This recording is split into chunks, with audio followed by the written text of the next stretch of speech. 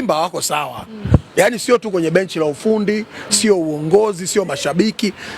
Kwa kauli nyepesi ambao utaisema ya mtaani ambao mimi sina, mtaani wanasema wamevurugwa. Simba wamevurugwa.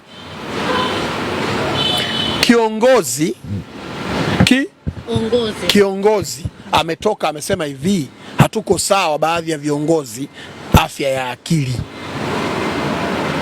Hawezi kuwa sawa. Simba ni klabu kubwa, top 5 ya klabu zote Afrika kwa ubora. Unawezaje kuwa sawa? Sio kama unanielewa. Hauwezi kuwa sawa. Azam anakugonga mara 2. Kale, huwezi kuwa sawa. Yaani lazima uvurugwe. Kwa lazima warekebishe na lazima watafanya maarifa ya kurekebisha. Yes. Na wanasema wampe muda na wanasema ni lazima muachie muda kocha ili akupe kitu. Wataweza?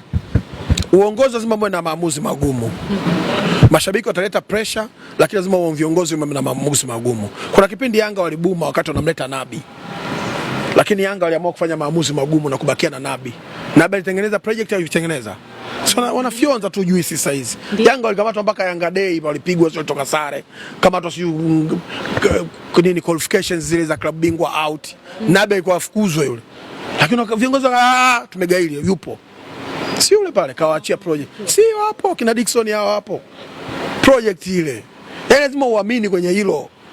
Na ndio maana Folz alivyotaka kuibadilisha ile project ya haraka akabuma. Ni sawa na kwamba wewe unakunywa soda hufu unaitingisha gesi.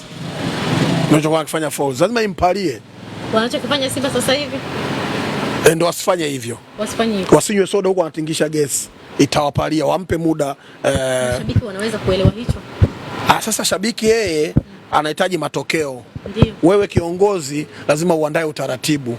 Kiongozi ukipelekwa sana na shabiki mtashindwana.